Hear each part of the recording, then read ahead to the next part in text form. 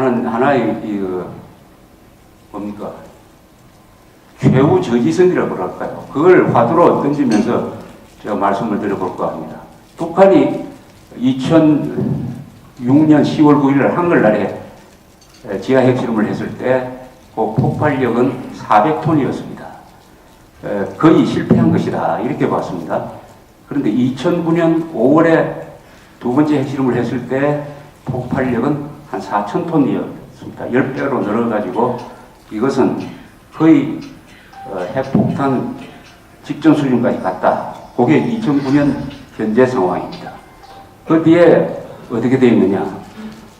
핵폭탄이냐 아니면 핵폭발 장치로 있느냐 하는 것에 대해서는 아마 후자로 봐야 되는 게 맞는 거 아니냐 그렇게 생각합니다.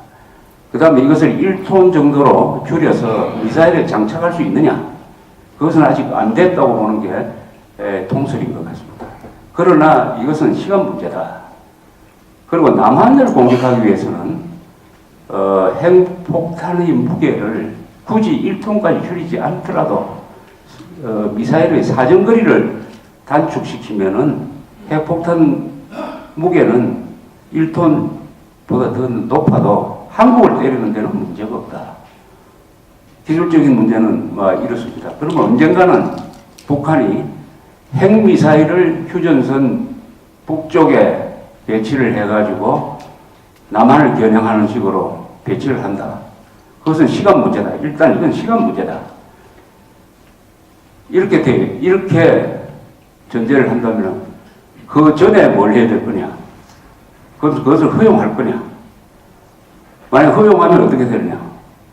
핵미사일 배치를 해가지고 연평도 도발을 했을 때 우리가 북한에 대해서 응징할 수 있는 수단이 과연 충분하냐? 제한을 받지 않겠느냐? 그것 가지고 남한에 대해서 공갈 칠 수 있는 것, 일본, 미국에 대한 공갈, 이런 것을 생각하면은 북한이 핵미사일을 배치하는 것은 어떤 수단을 쓰든지 막아야 된다. 또는 무력화시켜야 된다. 이런 결론에 자연스럽게 도달할 것이라고 생각을 합니다. 우리가 흔히 이스라엘을 우리 여러 안보적 상황 때문에 비교를 많이 합니다. 이스라엘은 핵 개발을 건국 직후부터 시작을 했습니다. 그리고 좋은 파트너를 만났습니다. 1950년대에 제4공화국 불란서의 도움을 받았습니다. 사실상 공동 개발을 했습니다. 그때 불란서의 국가 지도부는 2차 세계대전 때 레지스탕스 운동을 한 사회주의 세력이 잡고 있었습니다. 이 사람들은 유태인들에 대해서 굉장히 호감을 갖고 있었어요. 그래서 벤구리온, 지금 대통령으로 있는 시몬 페레스, 이런 사람들과 거의 동지적 관계를 유지하면서 사실상 불란서와 이스라엘은 핵을 공동 개발을 했습니다.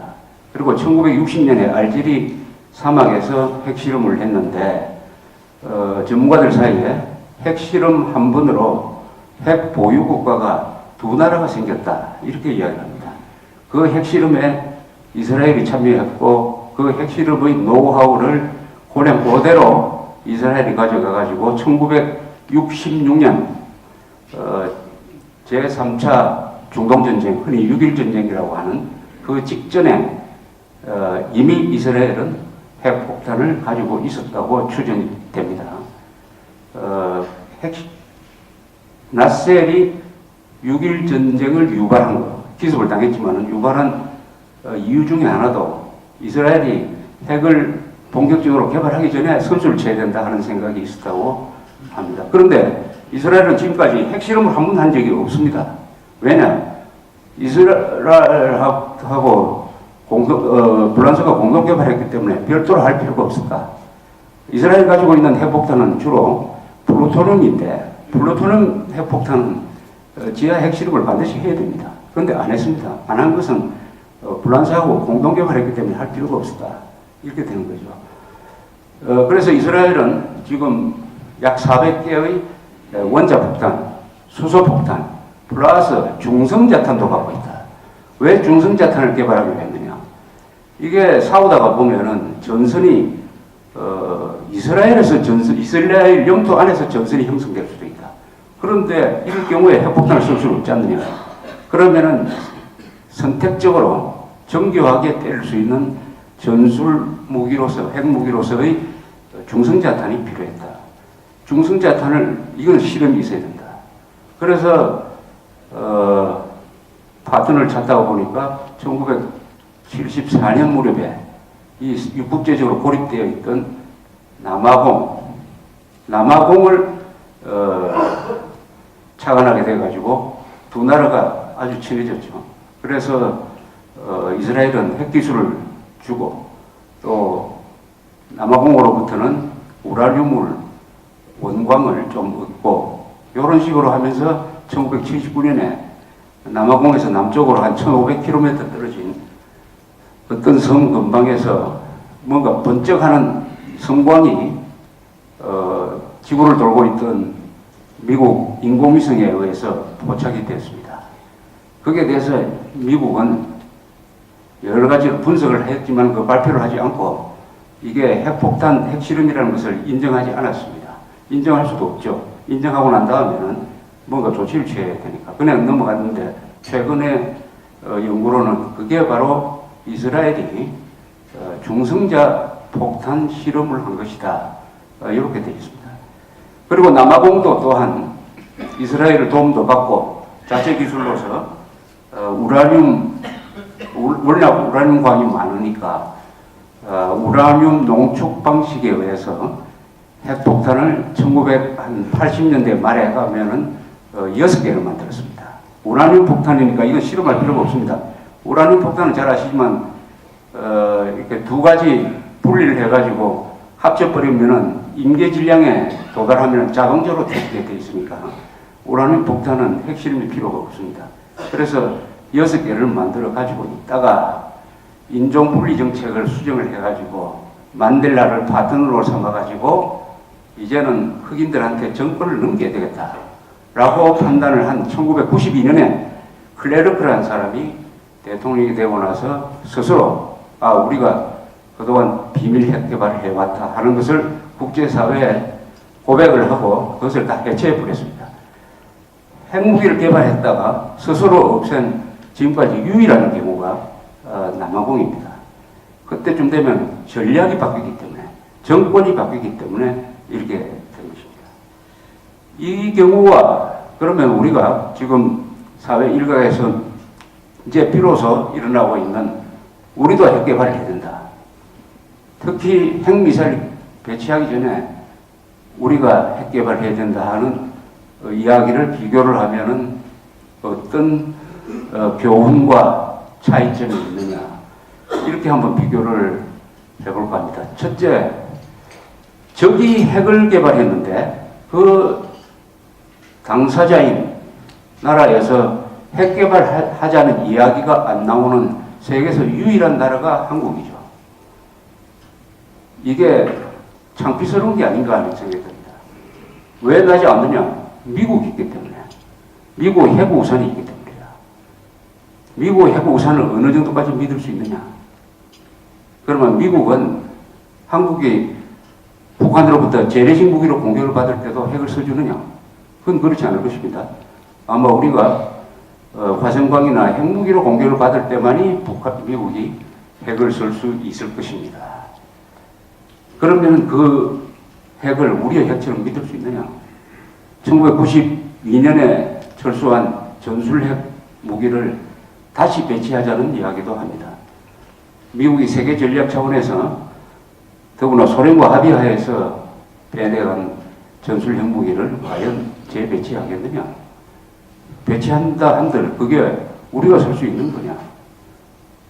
그런데 북한은 핵을 장착한 미사일을 수십 개를 휴전선에 배치를 했다. 그래도 미국에 의존하고 가만히 있으면 되느냐? 아랍의 위협을 느낀 이스라엘이 핵 개발을 하니까 거기에 대해서 이라크도 해야 되겠다, 리비아도 해야 되겠다, 시리아도 해야 되겠다. 그리고 지금 이란이 지금 본격적으로 하고 있습니다. 인도가 핵실험을 하니까 그 가난한 파키스탄도 결국 핵개발 국가가 되었습니다. 한국만이 북한이 핵 실험을 해가 핵 보유국이 사실상 핵 보유국이 됐는데도 천하태평으로 가만히 있습니다. 국가 지도부부터 한국에 그러면서 한다는 이야기는 우리는 핵 개발을 못해. 우리가 핵 개발하면 한미동맹이 깨진다. 이런 원론적인 누구나 다 알고 안 되는 방향으로 논리를 세우면요 뭐 얼마나 잘 세울 수 있겠습니까? 되는 방향으로 세우기 힘들어서 그렇죠. 이런 상황에서 그럼 이스라엘은 어떻게 성공을 했느냐? 이스라엘의 성공의 배경은 원래 벤구리온이라는 사람이 핵무기를 가져야 되겠다는 결심을 했습니다. 이승만 대통령이 핵 개발을 해야 되겠다는 결심을 한 것과 같죠. 우리가 원자력 산업을 1950년대에 이미 발전시키게 된 가장 큰 이유가 이승만 대통령도 우리가 핵을 가져야 되겠다. 데서부터 출발한 겁니다. 그 원자력청을 1958년에 만들고 박 대통령 또한 그것을 한 걸음 더 진전시키려다가 좌절된 적이 있었습니다. 국가 지도부의 결심이 핵 개발의 굉장히 중요한 요인이죠. 그 다음에 외국에서 도와주는 사람이 있습니다. 핵 개발은 거의 다 외국에서 도와주는 사람이 있습니다. 심지어 소련까지도 핵 개발을 할 때 뉴멕시코에 있는 로스알라모스의 심어놓은 간첩으로부터 정보를 많이 빼내갔습니다. 이스라엘은 불란서의 도움을 받았습니다. 그러면 미국은 뭘 하고 있었느냐? 미국은 눈을 감아줬습니다. 이스라엘 핵 개발할 때 대통령이 아이젠하워 대통령이었어요.